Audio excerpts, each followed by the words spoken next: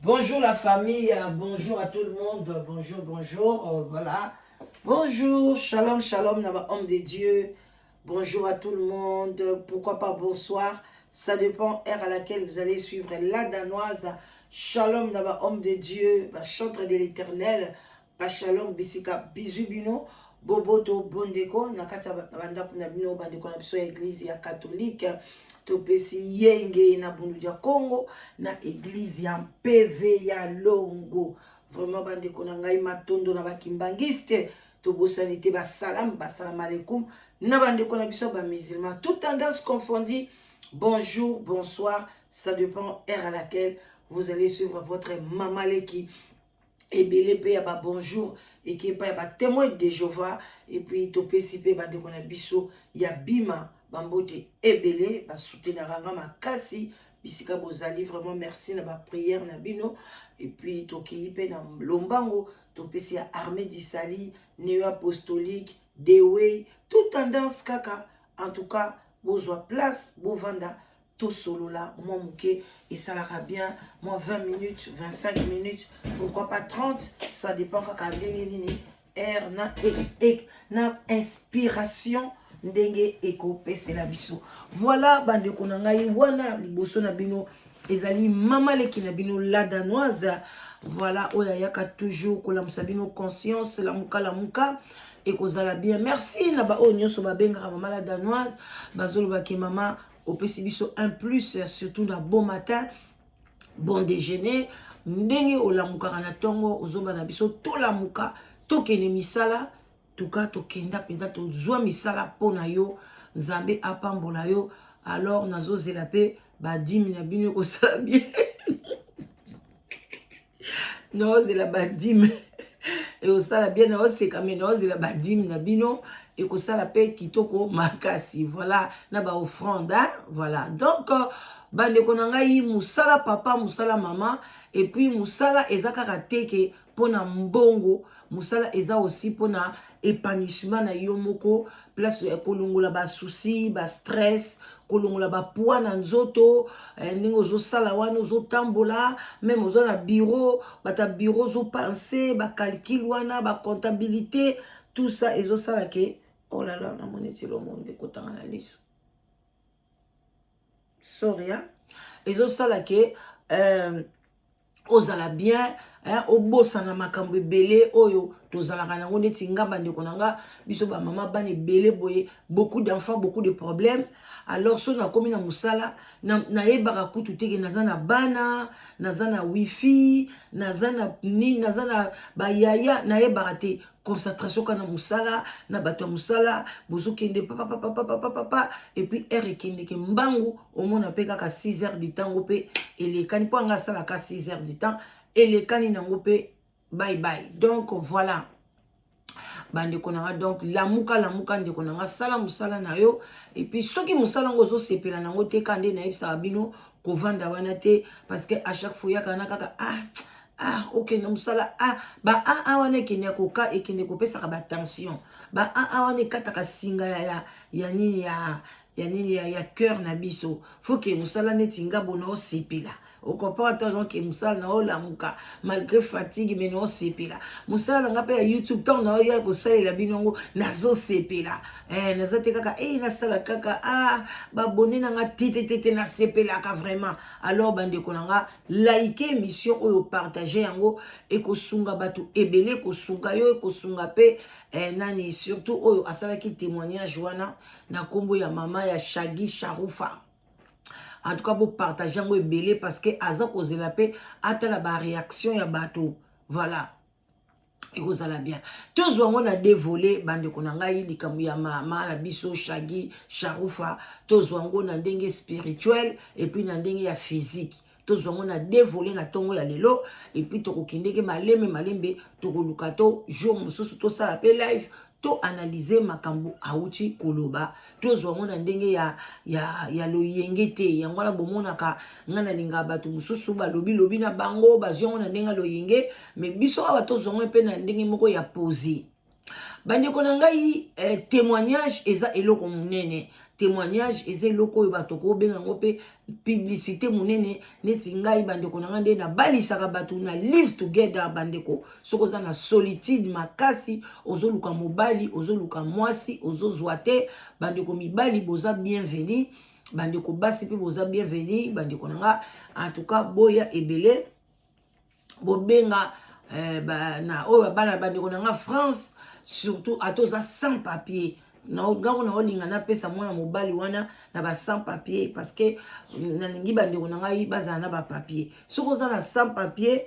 oza na moins de 45 ans donc mendeko mobali azana 54 ans azosala âge na été donc aza vraiment bien yangwana alingi pe azo mwasi moko pona le msusu babota ta mwana moko mibana mibale surtout yo mutu sans papier kosunga yo na nzela aza na mikanda na nzela ya mwana wana okozwa ba papier na yo alors yaka na bolingo ezate yo koluka papier yaka na papier na kati na bolingo na yo benga mama la danoise soko za na moins de 44 ans kita na se en tout cas écart il y a 10 ans écart il y a 12 ans il y a 15 ans na libala esalaka eloko te benga mama la danoise surtout soko za sans papier na préféré na pesa ndeko mobali wana parce que alobaki ye azokipe te mwasi ya papier ou bien sans papier tika to pesa pe chance na ba sans papier benga nga na yebiki na za bandeko ebele bakomisaki mais na lingi penza na benga ndeko oya sans papier benga mama la danoise na 0044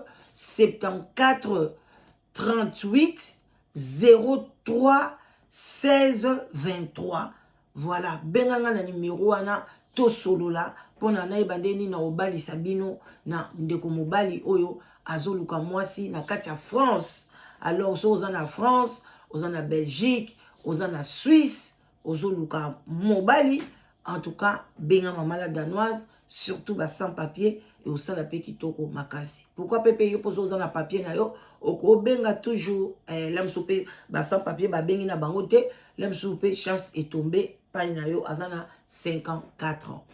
Alors bande konangai ndenge nga pe nazara bonazara pe na besoin bato ya ko témoigner au comprendre parce que témoignage nanga témoignage ya bato yo wana e kosala nini efungolela ngai susu ba horizon ebele bato ba mona ke musala mona sala kezaka ya solo mais lokola ba congolais ba yokaka soni nga pe na kokanga bango na makasi te moi l'essentiel que ma bouche là na pesa publicité ngai moko bato pe bandimela ngai malgré échantillon ezate publicité ezate parce que ba client ba limi bazala anonyme ba yokaka soni alors ngai mo na lobaka esimbaka pe bato bayaka kutu ebele lisoso nzambe apambola kango témoignage ezeloko moko ya mabete même Jésus-Christ c'est quoi zaki na bisika mususu alobi ke témoigner bisika mususu alobi ko témoigner te parce que biloko nyonso tout te ba témoignaka biloko mususu oko témoigner biloko mususu oko témoigner te mais okei ko luka batu oyo osalaki bango mabe o réparer yango mais ce que osalaki batu mabe batu ebele o comprendre okoya kosenga témoignage te mais okoya kosenga pardon. Est-ce que maman la biso Charoufa a sengi pardon na kati ya témoignage na ye il y a des pardons ou bien zaka ko témoigner bande ko na landie penza bien te bande ko nga sans vous mentir mais nga na opesa bino kaka moi bref na oyo kaka na moni ba par-ci par-là mais na ko vandela bien na yoka e profondément ce qui bino bozana na boyoki ke asenga ki pardon na témoignage na ye gloire à Dieu mais ce qui asengela ki ngo pardon te aye na ye kaka boy azoloba mabe oyo ye asalaki batu tu viens de dire ça comme ça au vandi na kiti ozoloba yango sans demander même un pardon sans kozala na ndenge ya regret je sais na monaki azalaki na moi regret ezalaki mais le pardon là et puis surtout ceux qui batu mususu oyebi bango bakufi nanu te mais yo yebi ke bande ko yanda kati ya restaurant na yo oleisa bango ba nye oleisa bango ba règle na yo tangu ndeko azoloba ke nazwaka ba brochette ba misuni ba mgolo ba njombo ba ngando bande koteka nazo tiango na ese ya bana basi yaya na se ya bana basi ebimaka ba perte blanche ebimaka ba nini ba makila ba règle na se ya bana basi pe kozwa kaka na sens ke mutu bato musu ba yeba kopamusa kaka te oli akende boye yaka boye.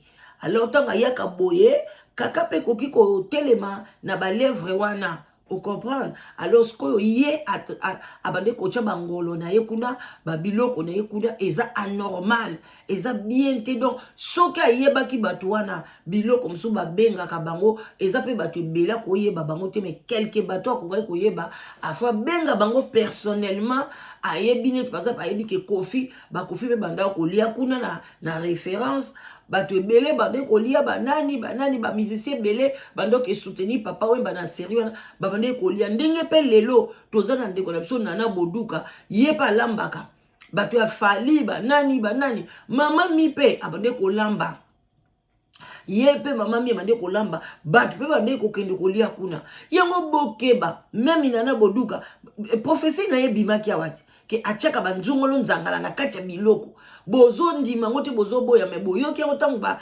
moto ezopela awa so prophétie ekomeli bino bozo ndima ngote.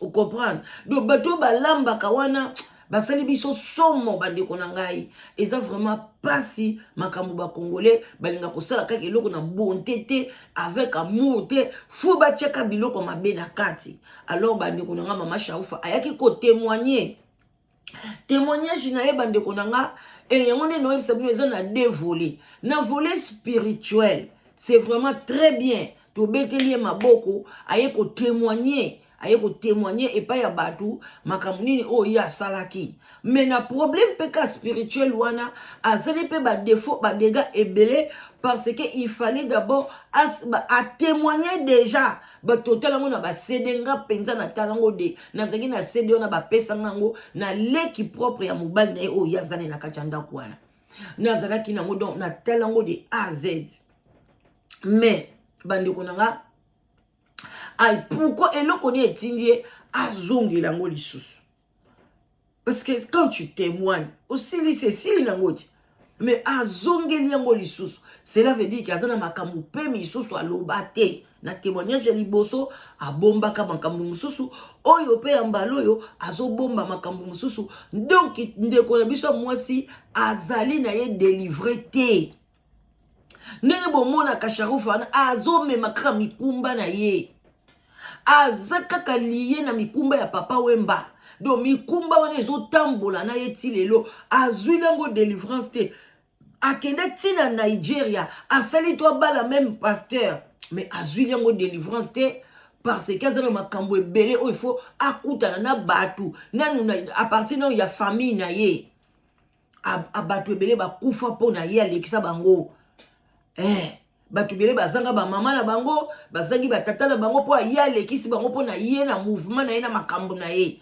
est-ce que batu wana ayebi bango asenga bango pardon non bandeko po nozala délivrer za lelo na lobité yango na nga bomona ka mutu alobi nazaki ndoki nazalaki nganga bo asali église na ye nga na kendeki te na talaka te na kotaka te vaut mieux que malamu na yeba te kozaki ndoki bien nganga mais soki na yebi parce que délivrance c'est un processus soki batu ba déjà ba démon ba vanda pa na yo belé soki ba bimi parce que ba yebi ke pa no bande kolia kitoko donc ba kendeke na bango musika te moins de rire ka bo ba ko ke ba bengi ba camarade na bango ba ko kota na ndenga des autres.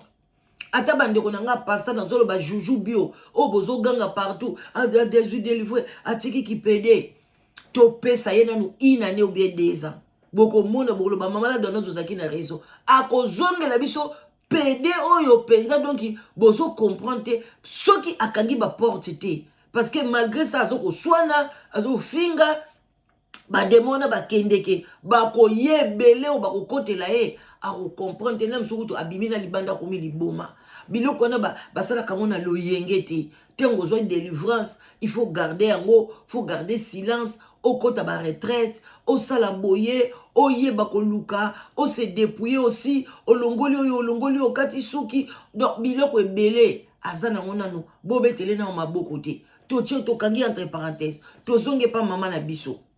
Sur le plan spirituel, est-ce qu'elle a demandé la volonté de Dieu pour na ya koloba témoignage wana parce que témoignage na Il fallait sepelisa mitema ya batu 100% ou bien 90% parce que batu mitema mabe bazanga te ba o toujours balingaka kotia mobulu mais témoignage na esali dégâts esali source ya mécontente batu bakomi kolela batu ba sepelité batu babandi ko banga kolia ba biloko na ba restaurant batu babandi ko banga donc témoignage wana ezolakisaki ça ne vient pas de Dieu ezali buzz balingi basala pe basali yango na chaîne wana kendeki parce que d'abord na chaîne wana eza chaîne ya bonzambe te eza chaîne ya bandoki chaîne ya satana il fallait yake ko sala témoignage na chaîne ya homme de Dieu bazali ba homme de Dieu basala ba chaîne na bango bango pe baza ba homme de Dieu na ndenge na bango me baza ya nzambe te boye ba ma satana wana bino mo bomona makambo asalaka bino mo bomona kaina na kati ba discothèque. Vous comprenez? Il y a un mobile na vie gauche droite. Donc témoignage ya mama Sharufa et betisi batumitema. Eli ko loba ke bonzambe zawana te. Azoluka bez na ye, alinga sa l'église na ye, alinga mema batu na kati ya bato na ye ya buzoba. Alors bino batu bokende lo yenge, bokende ko soutenir ye na ba église na ye etali bino moko. Vous comprenez? Et puis banda a papa we bakuta avant kufa ti lelo eloko malunga nzambe pe amatisaka ete eloko moko pete parce que asalaki mingi asalaki satana ata kutu nzambe ngo azala kaka kangaka miso osaleli satana obomi batu olesi batu ba kaka ba règle ba biloko nonyo santo sanité mama ata kutu nzambe ngo azalaka bolingo oyeno kaka pakala ona sengi pardon le balimbisi yo pe ale ba fungolele pe ba porte musuba osala ngote wana si le plan spirituel bande konanga et puis même quand si le plan spirituel nzambe kozala na ye na ndengeni nzambe kozala ne même nzambe lingi témoignage même bato belé bazui botika nga na zui quelque chose OK yo zui quelque chose mais yé témoignage ya kopesa bino nzamba ko lingende ene mobali oyo yazane na kati ya ndako aza mobali na yete bande ko aza mobali na yete aza mobali ya batu c'est ça le problème aussi et puis mobali wana azalaki apôtre azalaki na église munene na Cameroun bande ko ngana olo bana bino pa na yebi bango ono yisa bino histoire vraie mobali wana tanga ba classe azaba ingénieur batoma yele mobile wana ake na Cameroun asali église kuna munene bande konanga bozo mona pesa munu passage boyebi nzembo wana ya pesa munu passage oye ningisa makam yenda zaki producteur nzembo wana bana wana pesa munu passage wana o ba yemba même ba soki mbuta soki banani tututu baza ba cousin ba kolinda kumoko muto ya bimisa nzembo wana bato ba yemba ba nzembo wana bavanda ndaku moko na apôtre wana na lemba abande ko salela pena nzambe na ye abali mwasi ne pa boti bana ne ba keko na Cameroun ka ndenge zalaka papa akotisi pe bato ebele na poto na ba même ba pesa mu passage wana ba mbuta banani ba yena nzela ya papa wana bozo mona apôtre wana tanga zali na Cameroun akotia azui ba visa aye ko sambela na poto ti aye mukolo mususu aye na Angleterre asepeli na Angleterre asepeli na anglais atikali na Angleterre awa pe asali église kuna pe na Cameroun atika église amunene a formé ba pasteur batu ebele bande konanga mobali wana kolongwa wana mobali wana aye abengisi mwasi na ina bana tanga zu mukanda awa pe basali église na bango donc ba implanter sous église awa ba tiki pe na Cameroun na musu pe tikalaka kota Congo yango na komaka apôtre. Parce que derrière ezalaki na mwasi ya makasi, mwasi ya lingi bonzambe ya solo, mwasi oya ye nzambe apesi pe na bana bande konanga. Kokoma bakomi awa bazo saila pe nzambe. Église pe zalaki, église ezo délivrer batu, église ezo kofungola batu ba vie bande konanga. Mais mosuni e domina ki pasteur. Mosuni oyo bande konanga la chair est faible. Akei ko lule la biso maman Ndoki, maman une sorcière, hôtel maman Sharufa, même forme minu nae, omona kaza cannibale, alia kabatu. Ake ko linga ye, a divorcé qui na moi sinete a divorcé kana moi sinete bandeko il fallait bana ba intervenir baloba mama tika kaka papa lingi na eli susute laisser tomber lembisaka motema pesa ye kaka fever abala na ye na ba video wana ezali mkola mariage ya nani ya Shaggy oyo mwana zoloba mwana naza fille chérie ya papa na ye oh non en tout cas to sala nini biso to volonté ya papa biso to soutenir ye kaka bano bazaka pe na mwa kindoki ba kitata na bango bazalaka toujours na bandako nyoso papa asalaka ezaka kaka malamu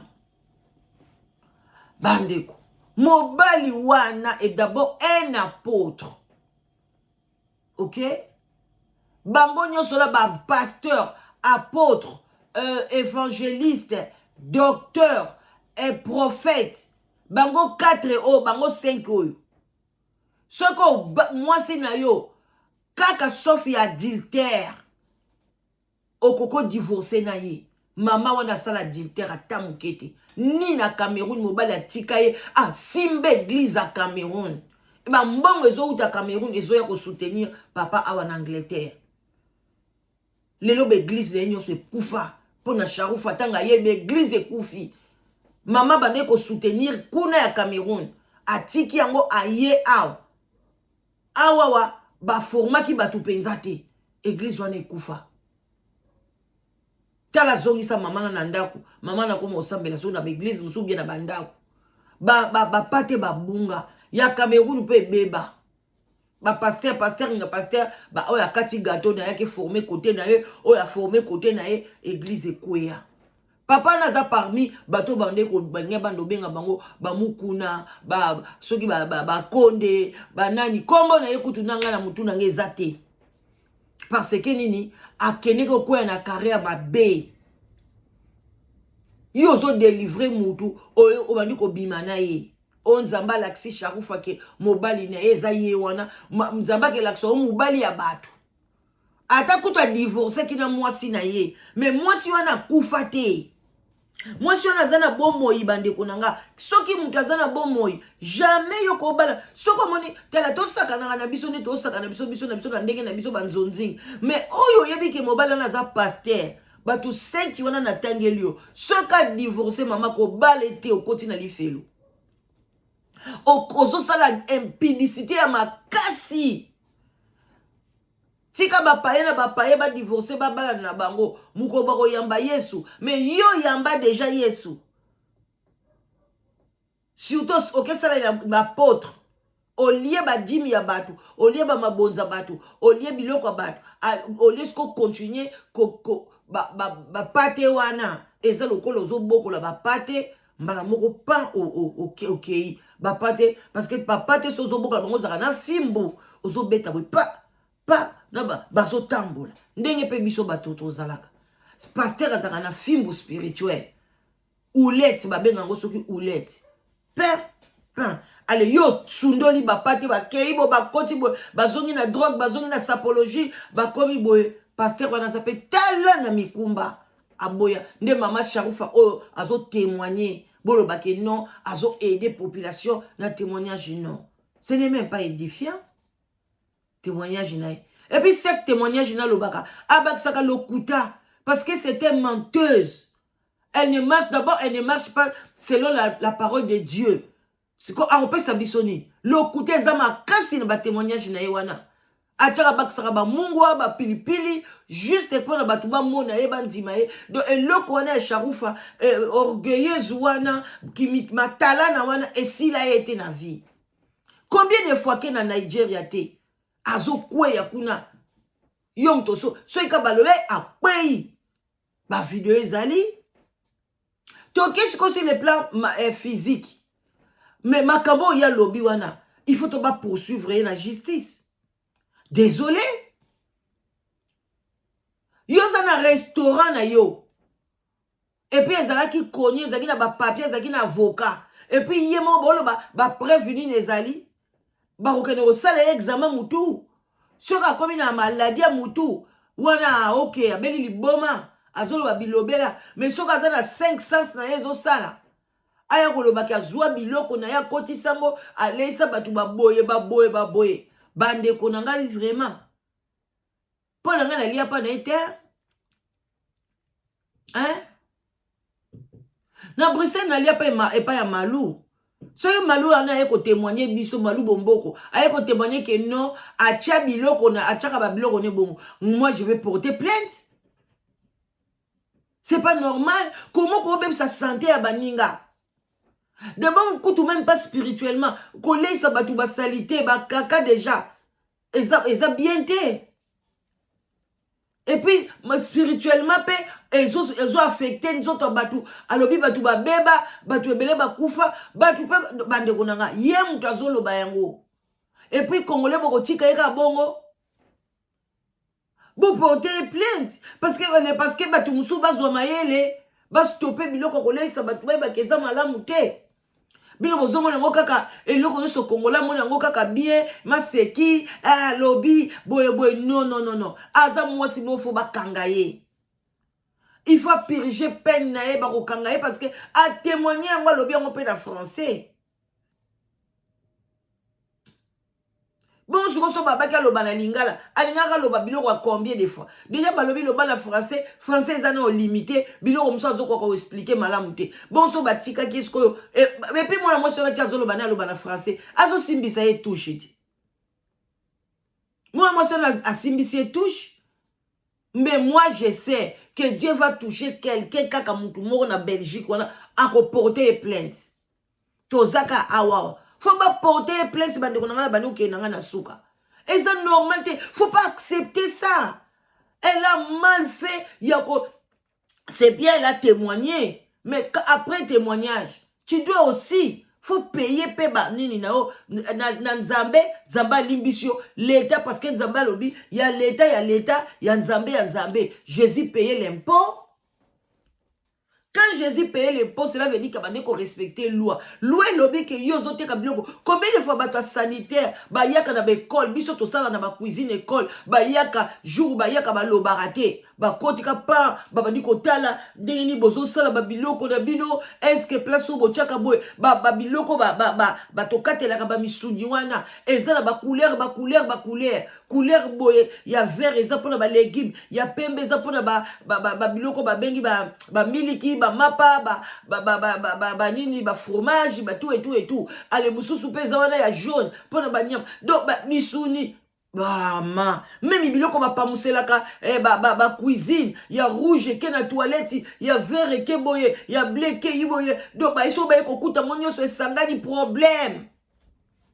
Telane bazo ko contrôler santé ya bato bazo lia babiloko.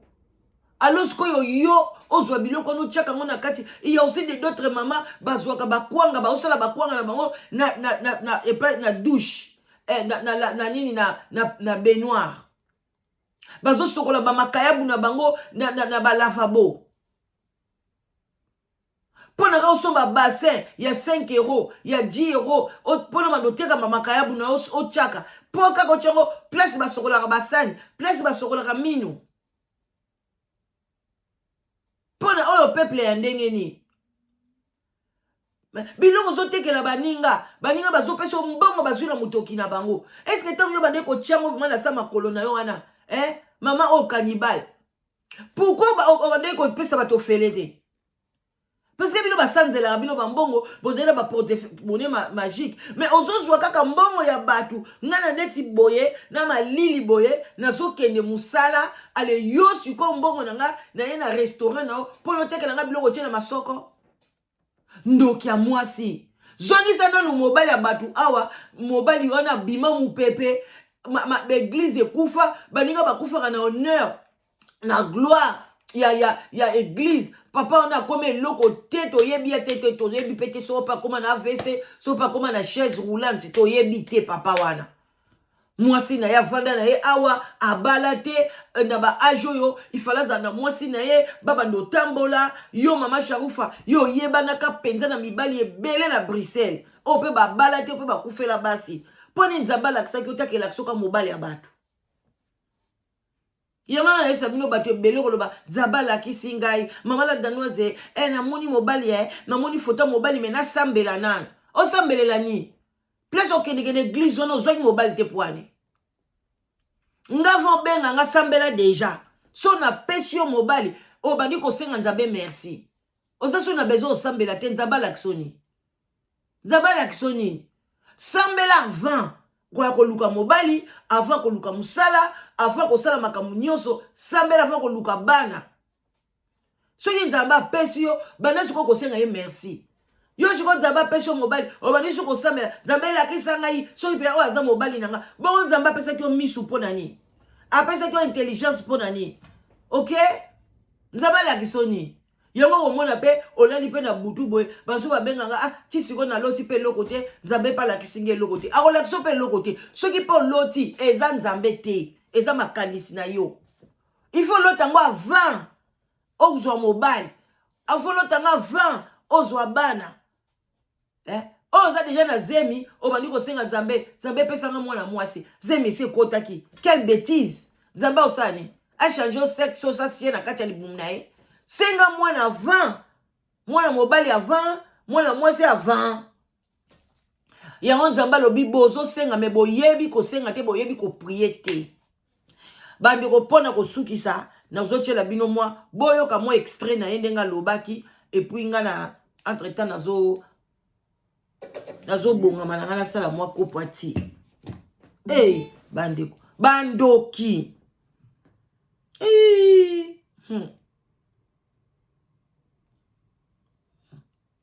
Ça, pitié seulement. Quand je suis rentré, je dis, je ne touche plus de ça pitié et ça. Seulement. Alors, les diables chantent toujours des stratégies. Maintenant, il m'a mené. Non, tu ne peux pas faire ça, il faut faire des boîtes de nuit. Comme tu avais les restaurants à la galerie, maintenant, il faut les boîtes de nuit. Moi, quand j'ai pris la référence, ce n'était pas pour que ce soit les boîtes de nuit. C'était pour que ce soit les cafés. Mais c'est mon avocat que je salue maintenant, M. Alou Bonyoma, qui a dit non, il faut faire les boîtes de nuit. Et quand je voulais donner le nom de Zaventem, comme on avait fait une photo comme ça avec papa, on m'a dit que ça c'est la référence, les photos là c'est référence. Et lui il a donné Boulevard des Stars. Moi j'ai mis la référence, or que les vraies références c'est Jésus-Christ de Nazareth. À la référence, il y avait des mariages brisés, des enfants qui n'allaient plus à l'école, les enfants. Il faut se confirmer, aller casser des boutiques, des grandes boutiques pour s'habiller, pour venir à la référence. Parce que là, c'était le boulevard de ça, tous les stars congolais là. Peu à son âme, notre star Mutombo Dikembe, il était venu aussi. Qui or que la référence travaillait avec les 3 sirènes qui étaient vers la piste là-bas. 3 sirènes. Waouh. Hey. Donc c'était pas simplement une boîte ordinaire quoi. Non, là il y avait... Tout était travaillé pour attirer les gens, les célébrités. Même si tu passes devant là-bas. Il faut que tu entres. Mais il faut que tu entres parce que le matin, trop tôt matin, les gens balaient déjà les pieds des gens qui passent devant là pour me donner. Et je mélange avec les fétiches, je mets les cadenas, allez, je mets dans la chambre noire. Ah. Donc c'était la destruction totale. Les gens, s'ils viennent là-bas, je dis, tu n'entres pas, ils vont commencer à pleurer. Des fois, il y a les gens qui entrent comme ça, rangés comme ça, mais tu vois aussi des champs noirs entrer. Si je vais sauter, on va dire aux oreilles, non, ça c'est l'ange qui veut vérifier si ça marche. Alors, il y a toujours un jour. L'autre jour... Mais en fait, cette boîte-là, c'était restaurant en même temps Non, le restaurant était à la galerie. D'accord. Mais là-bas, c'était boîte de nuit, mais on met aussi des brochettes. Ok. Et j'avais entendu que vous disiez que la nourriture que vous serviez, c'était pas seulement une nourriture ordinaire. Il y avait des choses aussi qui étaient mises dedans. Oui, surtout des brochettes. Les brochettes Ça avait un goût céleste. Les gens ils viennent du Canada, je vais seulement aller manger des brochettes. Des viandes qui dorment entre les jambes. Maman mie, boyoki, moni esa abebi sikute longi. Ye wana baby sine longi. Taninga tiendoki. Abi ba nini bandako. Papa wemba papa wemba. Yo bandako kota mwasa misuni na mama. Papa wemba do mwoso badola la na kota misuni na se yo po ye lisuso koti ya yo pe mukila. Yo nzamba pimela ki obana. Quand même azo regretter oh. Nzambe bona so seka pa bate bo kanga mwana mama oyo. Ah la la la la la la la la la zabalola. Zabalola bandeko. Nasuka wa bozela. Toyo kasuka moke. Alors là-bas aux galeries. Les gens disent c'est les choses de... Parce que là-bas, c'était pourquoi pas les stades des villages marocains, les noms. La référence était à Molenbeek. Tout. C'est pour cela quand un chrétien entre, même dans les bus pris, métro pris, au restaurant pris, tu ne sais pas ce qui se passe. Les gens mangent de n'importe quoi. On ne peut pas seulement accuser les Chinois. Et c'est que nous-mêmes nous faisons dans nos Nganda. Il y a les gens qui disent, ceux qui n'allaient tabac, si je ne mange pas les chèvres des tels, tu connais, tu sais. Tu veux seulement manger au Nganda. À la maison, tu ne manges pas. Vraiment. Tu ne sais pas quoi, surtout à Kinshasa, les Maléos. Il faut passer par là pour savoir. Il faut avoir Jésus-Christ en toi. Un jour, parce que dans un attente. Bandeko nanga en tout cas partager l'émission laïque. Bandeko maman oyo na Belgique a sombanda koute. Atike lo kote. Ndenga zawana. Mwana te ndakute locataire. Bilamba lelo komo la télévision bilamba ya njangala njongili njangala. OK? Yaya lata na mutoki na yo. Melama ina mutoki na yo. Zala locataire parce que nzamba lobi neti biso ba oyo tokolala na bandako ototongite. Soki nzamba yebisa ke okozala propriétaire, zala propriétaire na mutoki na yo, na mutoki ya batu te. Kozwa mbongo te parce que otia biloko boye leisa batu boye wana ozozo makila ya batu okosuka lokwa mamoyo. Mamoyo petit à petit nzamba ko poni azana longue vie parce que nzamba zo frapper. Ye muto bali mais papa wen bakufa ki ye wana na Congo.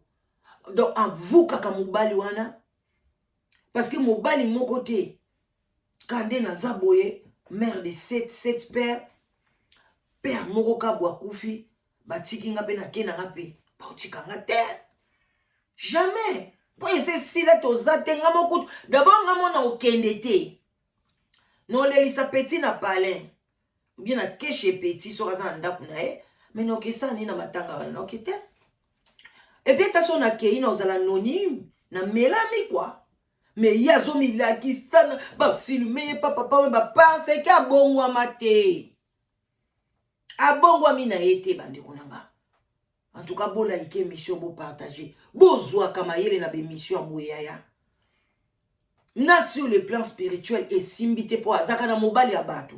Tu ne peux pas venir témoigner au même quelque chose quand on a mukumba mobwe et simbate. Maman na lelati le mobali na e ezaki période onde libale koma kitoko na ba âge ba komi na bango ba 70 kingandi ba 80 bazana mobali na e.